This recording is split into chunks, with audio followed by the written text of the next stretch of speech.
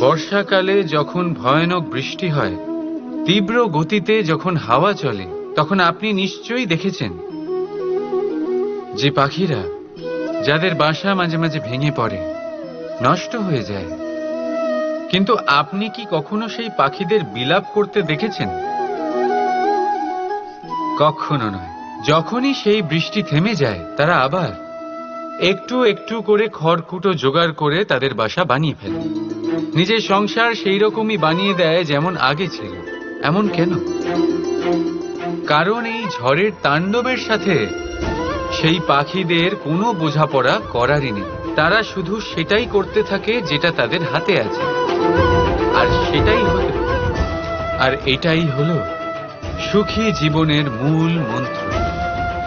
যেটা আপনার হাতে নেই তা নিয়ে বিলাপ করে আপনার কোনো লাভ হবে না।